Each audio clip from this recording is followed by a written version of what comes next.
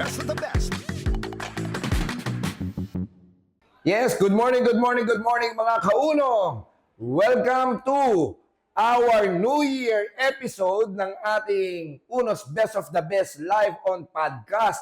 At syempre, gusto ko munang batiin kayong lahat ng Happy New Year. At syempre, 2025 na. At alam ko na maraming blessings ang paparating para sa ating lahat. Ilan dito ang excited, yumaman ngayong 2025? Yeah, mag-comment ka muna dyan. At syempre, para sa ating Uno's Best of the Best live on podcast, meron tayong special guest. Etong special guest natin para sa inyong lahat, I'm pretty sure, mai-inspire kayo sa taong to. Kasi ito po'y talagang nasubaybayan ko ang kanyang pagiging successful, no? Pagdating sa larangan ng multi-level marketing. At ngayon po, hindi po natin talaga masasabi, no? Na minsan kung sino pa yung tahimik, yung papala ang pwedeng maging successful sa ganitong klaseng negosyo. And without further ado, ladies and gentlemen, mga kauno, nandito na ang ating special guest para sa ating New Year's 2025 episode. Walang iba kundi ang ating top 1 upline, Rainier Simba. Yes. Bati ka muna, upline. Happy New Year! Yes, Upline J. 2025 na, ha? Yes, upline. Batiin mo yung ating mga tagapanood, mga Luzon, Visayas, Mindanao. Yan. Sa lahat ng mga nunood, binabati ko po kayo sa ating podcast. Yan. Siyempre sa ibang bansa natin. Oo, yun. Yun. Kasi marami na tayo sa ibang bansa nanonood, di ba? Marami rin. Ikaw ba may mga grupo ka na sa ibang bansa? Yes, marami-rami na rin. Saan yung mga grupo mo niyan sa ibang bansa? Sa Saudi, basta Saudi UAE. Arabia, meron ka, UAE. O ano pa? Halos lahat yata ng meron tayong branch, meron akong mga downlines dun eh. Oo nga. Oo. Sa UAE, marami ka rin siguro doon. No? Palagi. Meron po. Meron. Kasi meron din tayong mga business partner dun eh. Oo. Kamusta New Year mo? Ngayon, 2025 Siyempre, up, na eh. masaya Oo. po. Oo. Yeah. Ikaw ba nagkakain ka ba nung New Year? Medyo up siyempre nagbabawas na kasi siyempre tayo kabata eh. Hindi, bata ka pa rin. Ilan taon ka na pa ngayon? Para alaw nila. 39. 39? Bata ka pa, oo. Pero siyempre nagbabawas na tayo ng konti kahit sa alak dan medyo. Huwag ka na mag-aalak. Oo. So, ibig sabihin, tawag dito, itong 2025, talaga nararamdaman mo ba na special yung mga mangyayari ngayon? 2025? Yes, up. Kasi siyempre mas nararamdaman ko talaga kumbaga nag-level up na. Diba, malayo pa yung lalakbayin natin, pero malayo-layo na yung narating. Malayo. Oh, tama. Malayo pa, pero malayo na. Yung pala yung tama. Malayo pa, pero malayo na. Kasi kung ikukumpara natin dun sa unang-unang dating nagsimula ako dati, talaga dati nung wala talaga eh. Maganda yan, tama-tama. Binanggit mo yung simula. Maraming mga nanonood sa atin para maintindihan nila, matunghayan nila yung istorya ni Upline Rainier Simba. Ano ba ang background mo dati? Paano ka naimbita? Totoo talaga kasi niya, bago ko napunta dito sa Uno, yung sa background lang naman, empleyado, marami din akong pinagdaanan kasi siyempre, pagka-graduate ko ng high school, kasi high school graduate lang kasi ako eh. Baka kasi isipin ng iba na kailangan dito mataas yung pinag-aralan. Magaling mag-English, marami kakilala. Hindi, nag-umpisa ako dito, di naman talaga ako magaling. Hindi ko alam kung paano eh.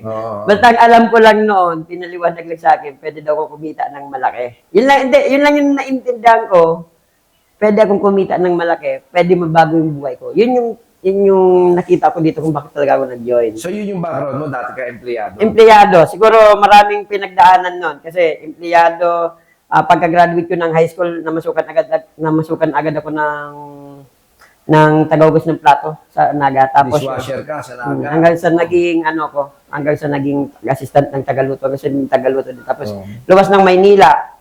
Kala ko kasi pagdating dito sa Maynila, malaki yung kikitain. Oo, kasi marami, no? Naggaling probinsya, tapos pagpunta ng Maynila, akala nila, madali ang buhay sa Maynila.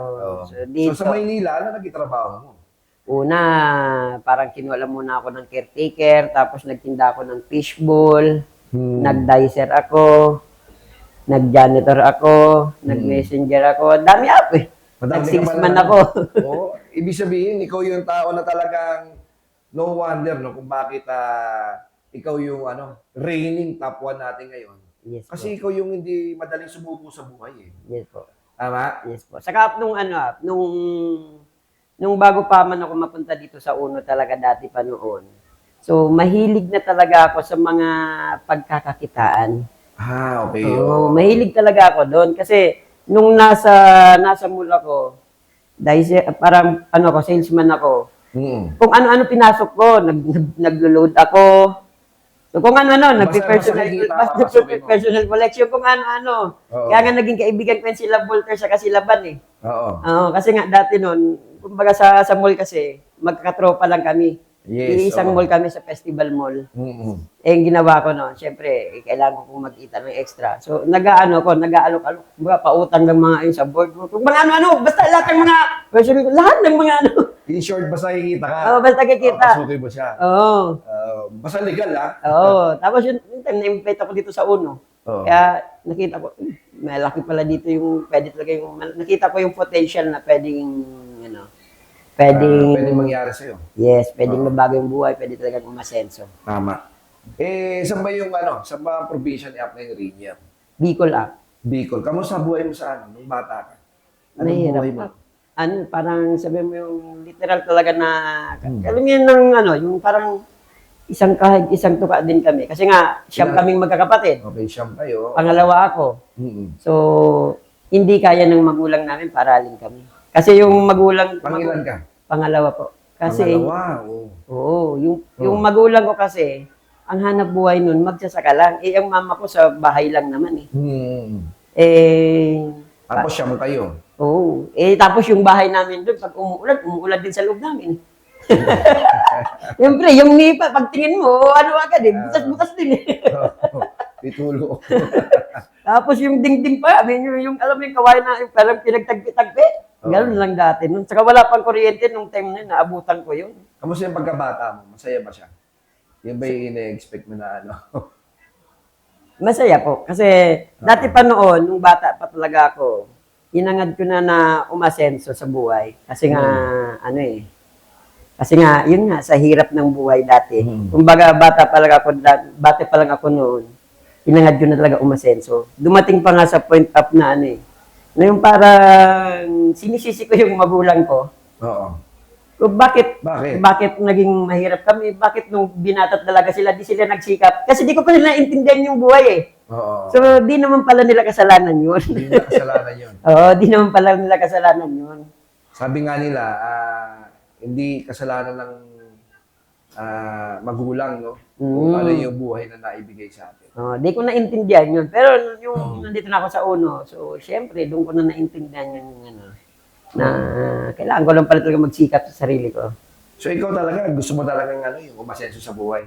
Yes, Bata pa lang. Bata pa lang. Kasi, grabe, mahirap dati noon. Imaginein mo, syempre, bago ka kakain, minsan uutosan ka pa ng magulang mo, manghiram ng bigas. Saka mag-anakan. Inabot niyo yun? Oo, di ba ganun dati tayo, Yung ngayon ko lang nalaman na masakit pala sa magulang yung gano'n. Masakit sa kalooban nila. Oo. Oo. Yung imagine mo, kailangan mo ng Ano kinakain niyo that time, ng mga gano'n, panahon? Naalala ko dati noon, alam mo yun, isang Lucky Me. Hmm. Tapos, may kamote lang. Dadamihan lang yung tubig ng Lucky Me. Di ba, pag niluto yung Lucky Me, dadamihan lang ng tubig. Oo. Tapos, lagyan ng mga kamote. Tapos, lagyan lang ng asin. Timpla lang, yun na yun. Yun na yun, pagkain niyo na yun. Kain na namin, ulam na yun. Grabe, no? Grabe din pala pinagdaanan mo ng bata ka, no? Oo, tapos yun. So, ibig sabihin, siyempre, hindi naman natin na ginusto yung ganong klaseng buhay. Hindi. Oo. Ngayon, may pamilya ka na. Meron na po, Ilan na ba anak ni Apnine Rainier ngayon? Dalawa na po. Dalawa na. Oo. Oh, sino naman si Apnine Rainier sa labas ng Uno? Yan. Sino ka naman sa labas ng Uno? Ikaw ba yung isang mabuting ama o ano? Magkabaliktad kasi kami ng asawa ko eh. Siya kasi yung tagagalit sa tagapalo sa mga anak namin eh. Ikaw mabait. Ako yung kakampi nila eh. Oh, Hindi kasi ko na namamalo eh. ikaw yung taga Oo. mahilig ka ba mang-spoil ng bata? Hindi naman pero minsan parang na-spoil ko din eh. Kasi yung di ko talaga di man bihira lang talaga ako mamalo ng bata eh. Oh, pareho tayo. Di ako namamalo ng bata. Yung asawa ko yung yung tagapalo talaga eh. Ah. Kaya yung anak ko, mas takot pa sa asawa ko eh. Sa akin, hindi takot sa'yo eh. hindi takot. Oo. Bakit? Ba't ka dumating sa punto na gano'n? Na hindi mo pinapalo yung mga anak mo? Napapalo din, pero yung sa mali ko naman talaga yun dati. Oo. May siyempre, mga pagkakamali ko naman yun dati. Kumbaga ngayon, ayaw mo para sa anak mo. Oo, pero minsan napapalo ko din, pero hindi talaga yung, pag sumusobra na lang talaga, pag napupuno na lang talaga ako, pag yung sobrang katigasan ng yun. Ng ulo. O ay sumunod. Mga gano'n. Pero hindi talaga hanggat hindi talaga ako namamali. So, ibig sabihin, isa ka mabuting ama Yes, sa labas ng uno. yes po. Gagawin mo naman lahat siguro para sa kanila, no? Yes po, syempre naman po. Oo. Kaya nga naging successful ka. At ako'y naniniwala na ito pong ating special guest, si Upline Rainier, ay talagang hindi niya tinantanan talaga hanggang sa makarating siya sa pagiging top 1 ng uno. Ito yung next question ko sa'yo. Ano yung mga strategies, okay, para maging effective ka sa pag-network? Kahit wala ka palang alam, basta lagi kang nakasama nila sa mga training, lagi ka basta lagi ka sa, tip ko dyan, lagi ka sa training, lagi kang sumama sa mga upline, sa mga banding. So, may matututunan ka dun eh, kapag lagi mong kasama yung mga upline. Lalo na yung sa mga banding, akala mo wala lang yung simpleng kwentuhan lang. Oo. So, doon, may mas marami kang natututunan doon. Kasi nga, may mga nababanggit yung mga uplines na hindi naman ibabanggit sa loob ng training. Sa training. Oo, lalo na yung pag sa banding, yung sa inuman, talagang doon talaga lumalabas yung parang mga magic words na di mo naririnig sa labas, na doon mo lang siya naririnig sa mga banding. Oo. Oo, maraming ganun. Marami kang matututunan doon. Marami kang makukuha. So, isa yun sa mga strategy mo yung nagsasama ka. Yes, lagi. Doon ako na-develop. Na Na-develop yung hindi ko siya yung hindi mo siya nararamdaman. Oo. Na unti-unti kang natututo. Oo. Pero di mo alam na lumalalim ka na pala sa network. Dahil nga marami kang natututunan, marami kang nakukuhang information sa kanila, sa mga uplines. Tama. Oo. Hindi mo napapansin yun. Normal lang. Na-absorb mo siya, no? Oo, normalan lang yun. Oo. Parang ngayon, pag tinitignan ng mga tao si Upline Rainier, medyo tahimik, mahiyain. Yes, Yun na talaga yung personality mo. Yes, Isa pa yun sa mga strategy mo. Ito talaga yung personality ko eh. Kasi dati talaga noon, nagbago na nga eh. Oo. Medyo na-improve na nga kahit pa paano eh. Kasi dati talaga noon yung bago ko sumali dito sa UNO, yung alam mo yung ganitong usapan, ayaw ko, gusto ko tapusin agad. Tapusin na natin, gano'n. Hindi, dati noon, kasi ayaw ko ba, Parang gusto mo na tapusin. ayaw ko yung kinakausap ko ng matagal. Oo. Oo. Bakit? Pero, Bakit? di ko alam, kasi nga, pero nung nagbago sa UNO, nung nasa UNO ako, nagbago. Yung dating ayaw kong kinakausap ko. Bakit kinakabahan ka ba? Pag mga tinatanong-tanong. Hindi naman. Yung parang, ano tawag doon? Yung introvert. Inferiority complex. Inferiority complex. Yung kasing, siguro yung sa kabataan. Yung gano'n. Oo. Kasi hindi naman na-expose sa mga tao. Saan ka na-expose yung mga panahon na yun? Ano nga pala, simple sa bahay. Tapos yung hindi masyadong social, Hindi kayo sociable. So, nung nandito sa UNO, so biglang nag-iba. Kasi dati yung mga ayaw kong gawin, so biglang ginagawa ko na. So may mga bagay, pag nandito ka pala sa business, may mga bagay pala na kahit ayaw mo siyang gawin, pero kailangan mo. Kailangan mong gawin. Yes. Para sa network mo. Yes po. Bukod doon sa, yung dikit ka ng dikit sa upline, ano pa yung mga ibang ginawa mo? May halo-halo, may halong direct selling, tapos syempre may halong ibang mga diskarte na. Yung nag-i-invite ka everyday that time. Yes, Kasi imagine mo, galing pa ako galing ako ng festival mall noon. Tapos nagmumotor ako dito, papunta dito, dinadala ko yun. Oo. So, ibig sabihin, nagdidikit ka sa mga upline, Yes, nagdi-direct selling ka rin para makasurvive ka habang ginagawa yung pag-network. Nag-i-invite ka rin. Yes, kailangan yun eh. Kasi yung panahon na yon, nag-i-invite ka rin. Siyempre, hindi naman agad darating yung malaking grupo. Hindi Tama? Ano yung mga pinagdaanan mo that time? Yun, Okay? Ano yung mga pinagdaanan mo that time na hindi mo makakalimutan? nagbebenta ako ng candy. Alam mo yun, kasi bago pa lang ako noon, di ko naman talaga alam kung paano eh. Wala akong ka-idea. Di ko alam kung paano.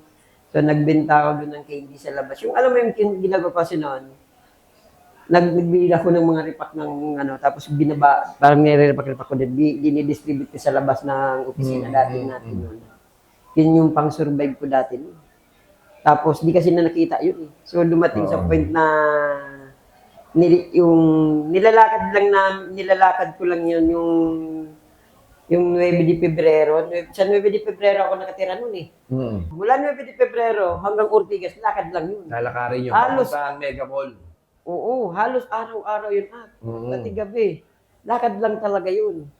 Siyempre, kailangan mo kailangan mo maglakad. Siyempre, dadaanan mo naman nun habang naman kasi nun, habang lumalakad kami. So, ginagawa namin, nagmamarket, kasama na yung pang-market doon. Namimigay kayo ng flyers. Namimigay ng flyers, naghahanap ng mga kausap. Okay. Kasi dumadaan kami sa Star Mall. Dadaan namin yung Mega Mall, Robinsons. Hanggang doon na sa atin.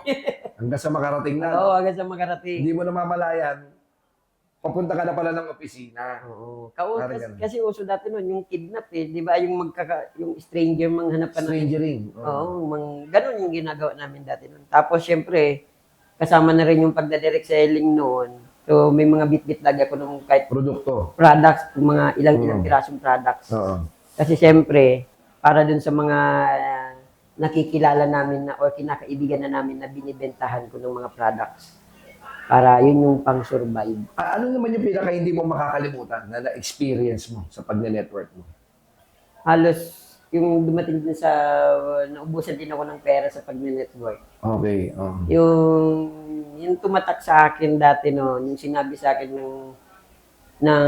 kasi yung magulang namin tumawag. Yun nga, hindi ko makakalimutan yun. Sinabi sa akin ng kapatid ko, ito si Rainer, uno daw. Puro daw sa uno, yayaman daw ako sa uno. Yun yung sinabi. Kasi nung time na yun, humihingi yung magulang namin humihingi ng parang pera. Okay. Tapos syempre, wala naman akong maibigay nun kasi nga, wala naman talaga akong kita. Hindi pa kumikita. Hindi ko pa kumikita. Simula pa lang. Oo, di ba, sinasabi kasi sa atin, laging sinasabi, di ba, akala ng iba, di ba, yung mga kakilala natin mga negative na. O, di ba, pag akala lang, pag sumali, yayaman daw agad eh. Oo. Di ba, ganun yung tingin sa atin dati, no? So, yung mga kamag-anak ko, negative din talaga. So, ngayon, nandun ako sa kapatid ko, tumawag yung mga magulang namin. And naghihingi yata ng pera noon. O sabi, tinanong kung nasaan, parang hindi ko alam kung nagtanong yata yung magulang namin kung nandun nasaan ako. Sabi nung kapatid ko, nandito sa akin. Sabi, ito si Rainer nandito, yayaman dito sa uno-uno niya. Sinabi na akong ganun, siyempre, alam mo gustong-gusto ko talagang sumagot. Alam mo yung gustong-gusto mong sagutin sila, pero tama sila eh. Tama kasi yung tama yung ibinabato sa akin na gusto kong sagutin sila na hindi nyo ko naintindihan. Parang pero di ako makapagsagot sa kanila kasi nga, tama sila. Wala naman talaga akong itutulong nung time na yun. Iba yung pakiramdam mo hindi mo mabigyan yung magulang mo. Ano yung mga ginawa mong pagbabago sa sarili mo? So, para dumating ka sa kalagayan mong ganyan. Nagsikap talaga, Kap. Siyempre, bumalik ako nun sa uno. Oo. Bumalik ako nun sa uno. Sabi ko nga, nung pagbalik ko nun sa uno, kasi ito kasi yung ng karamihan na lalo na yung mga nahihimlay. Ang kalaban dito yung sabi mo sarili, no? Ako, nung time na yon kasi ang kalaban mo lang doon, sarili mo. Siyempre, may hiya ka na kasi Hiya, bumalik. Mga ganito, Diba? ganyan. Oo. Ako nun, sabi ko sa isip ko, bahala kayo, sarili ko. Pera ko yung nilabas ko. Hindi naman nila pera yun eh.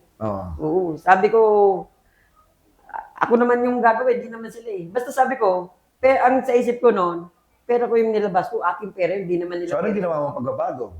Hinataw mo na ng todo yun? Yes, So, nag-invite ako noon. Nag-invite ulit ako noon. Bumalik ako ulit sa Mm. sa Bumalik ka sa pag-network, hinataw mo ba ng todo agad? Yes, hindi naman siya agad, pero unti-unti nagsama uli sa mga grupo. Oo. Nasama uli ako sa mga grupo-grupo uli. Trainees ka, Yes, sumama ka sa mga upline ulit, Oh, para mabalik yung ano mo yung gigil mo eh. Tama yes, mali? oh. So, Oo. ganun. Hanggang sa, yun, nadampot ko dun sila, Yun na, sila Voltaire na. Oo, napasali mo na sila Voltaire. Oo. Tapos, Doon nag-umpisa lahat. Oo. Dati, kasi, matagal ko nang ini-invite yan si Voltaire dati nun, bago pala ako sa Uno nun. Pati sila iniimbitahan mo Vanessa. na siya. Mm. Mm. So, nung nag-start ako sa Uno, ano ko na talaga sila. Ang tawag dito, kakilala ko na talaga sila. So ngayon, dahil napasali mo na sila Voltaire, ano naman yung mga maipapayo mo doon sa mga bago pa lang na nag-uuno? Dahil kadalasan may mga ano sila may mga pagkakamali pa silang nagagawa, 'di ba? Anong gusto mong ipayos para sa mga bago pa lang na nag-uuno? Sa mga bago pa lang na nag-uuno, ang may papayo ko talaga. So, kailangan mong, syempre, unang-una, syempre, kailangan mong mag-attend ng mga trainings. Tapos yun nga, lagi ka lang sumama sa mga uplines. Kung malayo ka naman, halimbawa, nasa ibang lugar. Sige, kwentuhan mo sila. Oo, kung malayo ka naman, nasa ibang lugar ka. So, ang gagawin mo lang, lagi ka lang nasa active sa GC. Oo, so, kasi, yun yung kailangan hindi ka mawala sa kanila eh. O, para lagi ka lang, ang tawag doon basta lagi. Updated. Oo, lagi ka lang updated sa grupo. Oo. Saka, doon ka kasi kumbaga, doon ka matututo. Pag lagi ka lang nakikita na nakasama nila, lagi kang nakabanding nila, 'di ba? So, doon ka matututo. Yung akala mo kasi, yung matututunan mo doon, yung hindi mo siya nararamdaman, yung kagaya na sinabi ko kanina sa iyo, yung hindi mo namamalayan na unti-unti ka na palang May natututunan ka na pala. Oo. Importante ba pag bago ka, kailangan malakas ang loob mo? Yes, up. O sige nga, paano ba naging malakas ang loob mo? Kwento mo sa kanila. Kung mahina yung loob ko, malamang sa malamang. So, kung hindi malakas ang loob ko, di malamang sa malamang, quit na ako nun. Kasi imaginein mo, sa loob ng 5 taon, hindi pa ako kumita. Hindi talaga ako kumita. Ang kinita ko lang siguro nung time na yun, in 5 years, sa Uno, siguro nasa 100 plus. O 170 plus. Maaaring hindi ka pa kumikita that time, pero I'm pretty sure meron ka nang natututunan ng mga aral na time. Yes. Yun. Yun yung hindi rin nakikita. Kasi nga, pansinin mo, yun nga, sabi ko nga, parehas lang din naman eh. Di ba pag nagsimula ka ng college, di ba, 2, 4, hanggang 5 taon yun? So imaginein mo, sa school nga, wala ka naman talagang kinikita. Doon pinapasukan mo eh. Di ba? Tama, So, ganun din dito. So, ang maganda dito, yun din yung siguro, yung 5 taon na yun yung Proseso. panahon na nag-aaral ako. Oo. Di ba? O after naman yun, yung natuto na ako, so dun na nagsimula talaga. Di mawawala. Paano mo sila hinandle, yung mga tao na negative sa'yo? Dead ma. Dined mo Ganun sila? kasimple at. Oo. Kung gusto mo kumita ng malaki, dead ma. Oo. Yun talaga yun. Kasi di mo naman sila di mo sila hawak eh. Oo. So, ang gawin mo na lang, di ko sila pinansin. Nakapokus lang ako dun sa gusto ko. Ano yung mga kadalasan na sinasabi nila sa'yo na hindi mo malilimutan? Yung mga nang negative sa'yo? Siyempre, unang-undan yun, siyempre yung mga kamag-anak. Oo, anong sabi? Tumigil na, walang mararating. Tapos? Tigil ko na daw yung pag-uuno ko kasi wala naman daw yung mararating. Kasi nung time na nasa proseso, di nila ang nakikita nila yung katawan ko, payat na payat, parang haggard. Oo. So yun yung nakikita nila. Pero hindi naman kasi nila nakita, yung nakikita ko. Tama. Kung bakit ako nag-i-stay sa Uno. Pero ngayon, iba na. Iba na. Ano masasabi mo doon sa mga tao ng negative sa'yo? Thank you. Kasi kung hindi dahil sa kanila, wala din ako dito. Oo. Kasi nakatulong sila sa akin kasi nga sila yung nagpa-motivate sa akin para mas lalo kong sipagan. Oo. Para mas lalo kong ganahan. Mas lalo mong patunayan. Oh, yes. Tama. Kaya yung mga nagne-negative, hindi sila negative, pwede mo silang maging inspirasyon eh. Pwede mo silang maging motivation, kumbaga magiging kung marunong ka, pwede mo silang gawing vitamins eh. Yan. Oo. Para makuha mo yung mga pangarap mo, para mas lalo mong sipagan, para mas lalo mong galingan. Eh ngayon, top 1 ka na. Yes, sir. Oh. Ano na ngayon ang sinasabi nila sa'yo? Dahil ikay top 1, maganda na kinikita mo. Sarap pakinggan na. Ano nangyayari na sa kanila ngayon? Siguro proud sila. Oh. Kaya lang, hindi lang nila pinapakita yun. Mm. Kaya, alam ko naman na proud sila. Kasi nga, nalagpasan ko yung mga bagay na yun. Katulad yan, marami kang Paskong pinagdaanan, maraming New Year ka pinagdaanan. Kamusta naman yung Pasko at New Year mo ngayon? So, masaya naman po. Kasi hindi katulad ng mga dati noon, talagang walang-wala talaga dati. Oo. Mm. Ano ba yung New Year mo dati nung hindi ka pa kumikita? Wala. Minsan wala, minsan sa bahay lang. Oo. Kung mababalikan mo, yung dating ikaw, yung batang Rainier Simba, anong gusto mong ipayo sa kanya kung makikita mo siya sa harapan mo? Panghawakan mo yung pangarap mo. Tapos, kahit may magsabi sa iyo na hindi mo kaya, huwag kang maniniwala. Kasi hindi naman siya yung gagawa. Ako pa rin. Siya pa rin ang gagawa. Di ba? Inisip nila nalampa, inisip nila na walang mangyayari. Pero di nila nakikita kung ano yung nasa puso ko, kung ano yung gusto ko. Kung gaano mo ka gusto, kung gaano ka kauhaw, maging successful. Yun yung hindi nila nakikita yun. Oo. Ibang tao. Siyempre, ang ano lang yun, ikaw pa rin, ako pa rin. Sarili mo lang. Sarili lang talaga. Oo. Di ba? Anong gusto mong ipayo naman doon sa mga bago natin? So, first time pa lang na nag-network. So, unang-una kasi dyan, kailangan mo talagang aralin yung negosyo. Yan. So, una, syempre, kailangan mong... Kasi unang-una, di mo naman alam kung ano yung gagawin. So, syempre, kailangan magpa-guide sa taong nag-invite sa'yo. O di kaya sa mga uplines mo. Kasi i-guide ka naman kung paano talaga yun. Diba? Tapos yun nga, kung gusto mo talagang matuto, kung malapit ka lang din naman sa opisina, kung kaya mo man lang din makasama sa kanila, so sumama ka. Kung may pagkakataon na ini-invite ka ng mga uplines mo, so sumama ka kasi ano yun eh, kumbaga chance yun eh. Pagkakataon yun na marami kang matututunan doon. Atay Rainier, ito naman, syempre marami ng network dyan eh. Yes. Bago lang din sila eh. Ano mo naman ang maipapayo mo doon sa mga pinanghihinaan ng loob? Sa pinanghihinaan ng loob, so ano lang, so kapit ka lang. Kasi alam mo sa totoo lang, lahat naman tayo, lahat kami mga top earner, dumaan talaga dyan. Lahat yan, walang ligtas na hindi ka dadaan sa paghihinaan ng loob. Kaso, pag dumadaan ka sa ganon, isipin mo kung bakit ka ba nag-uno. Yan, oo. No, isipin mo yung dahilan mo kung bakit ka ba sumali. 'Di ba? Kasi walang ligtas din, talagang dadaan talaga dyan up eh. Tama. Walang excuse, lahat. Kahit ako dumaan dyan, kahit sino sa atin dumaan dyan, lahat ng successful dumaan talaga dyan eh. Yes. Sa yung minsan talaga darating ka doon sa panghihinaan ka. Pero kung dumadaan ka doon at nakikita mo yung gusto mong marating, gusto mong mangyari, ipaglalaban mo yun eh.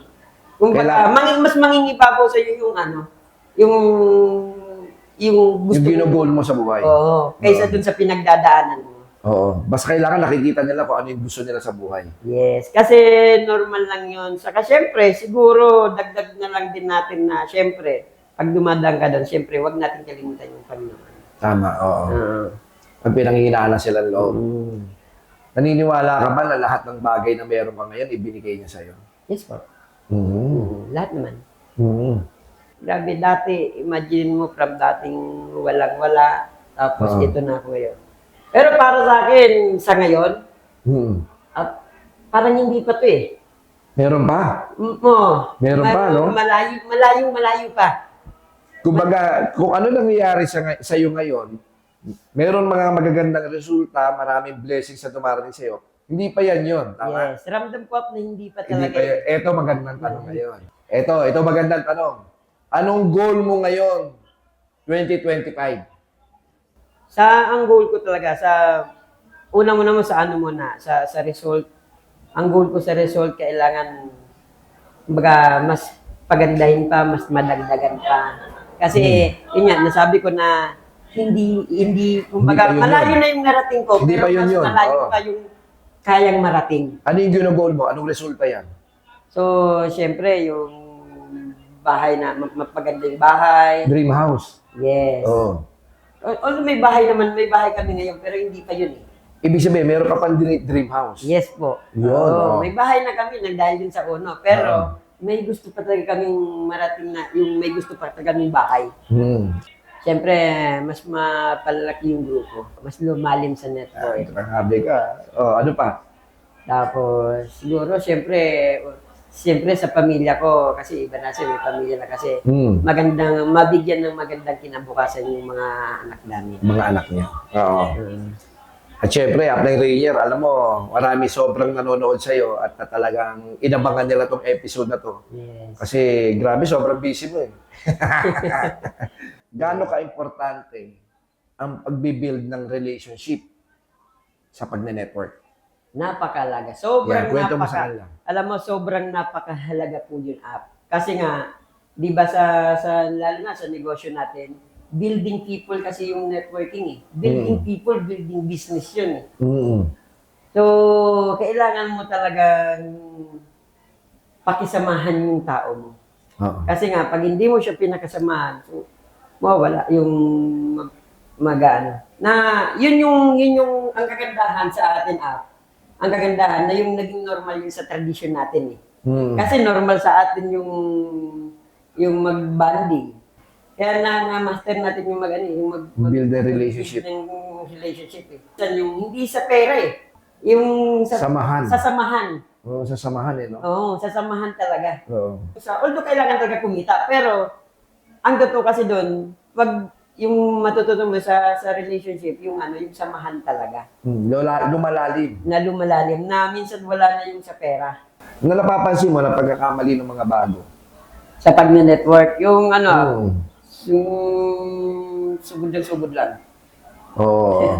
Katulad ko dati noon, di ko alam noon, bawal pala ilapit yung pag may invite ako, bawal pala ilapit agad sa upline eh. Oo. Nilapit ko Kailangan na iti-tee-up muna. Oo. Oo. Hindi na alala ko, nilapit ko dun sa isang upline natin eh. Yung siguro eh. Buti, pinatawag ako sabi sa akin dati, may guest kasi ako noon, may invite ako noon. Ngayon, ano mga pagkakamali napapansin mo ngayon sa mga bago? Kailangan masipag ka lang talaga, maging makulit ka lang Makulit sa ka eh, no? pag-follow up. Oo. Nakatulong pala yung pagiging makulit. Oo. Oo, kasi nga, yung pagiging makulit ko sa pagpa-follow up dati nun, so, yun yung nakatulong sa akin kung bakit pinapasali si Dan. Oh, importante yun kasi minsan nare-remind sila eh. Oo, saka Ano si ba? Walter. Kasi si Dan, ang ginawa ko nun, kasi hindi naman agad-agad yun sumali eh. So, ang ginawa ko nun, sabi ko, Araw-araw mo. sabi ko, Dan, tinatawagan ko. Kailangan tawagan mo. Sabi ko, Okay, Dan, sama ka sa akin. Kasi, basta nagdadahilan ako, sabi ko sa kanya, Dan, gusto mo inuman tayo. Inuman tayo sa inyo. Ang purpose ko nun, para ma-follow up ko siya. Oo. Sabi ko, punta ko dyan sa bahay nyo. Inuman siya tayo. So, kasi na-invite ko na siya, di ba? So, ang ko nun, para ma-follow up ko lang siya. Sabi niya, hindi, wag na, ako nang pupunta dyan sa inyo. Oo. So, yun nga. Hindi niya alam, pinapalop niya na yung sarili niya. Oh, di niya alam na pinapollow up ko na siya. Oo. Maging makulit sa pagpa-follow up. Hanggat di ka naman binablock, okay lang yun eh. Hanggat, kumbaga, alam mo naman yung limitation mo dun eh. Alam mo naman yung mo dun eh. Pero, alam mo kasi, may mga time kasi talaga na dahil sa nakukulitan yung tao, Oo. sumasali na lang. Oo. Pinagbibigyan ka nila na, sige, sama na nga ako. Oo. Sige, samahan na nga kita sa opisina mo. Parang ganun. Tama. After the year, maraming salamat sa oras mo. Ano yung, ito naman, ano yung pwede mong ma-tip sa kanila ngayong 2025 sa ating mga tagapagpanood? So, ang may papayo ko sa mga kauno natin, so siguro, mas lalo pa natin pagpatibayin yung samahan natin, so patatagin pa natin yung kumpanya, pagtulungan natin, di ba? Kasi sa atin magsisimula talaga yun eh. Dahil kauno ako, sa akin magsisimula ang pagbabago. At yun, maraming salamat sa ating special guest Upline Rainier, Simba, at maraming salamat sa inyong lahat na ating mga tagapagpanood at ating mga tagapagsubaybay ng ating Unos Best of the Best live on podcast. At syempre, hanggang sa muli, simula pa lang ng 2025, naway maraming blessings ang dumating sa inyong lahat. At sigurado ako ngayon 2025, babaha ng maraming resulta dito sa Uno. Ayos!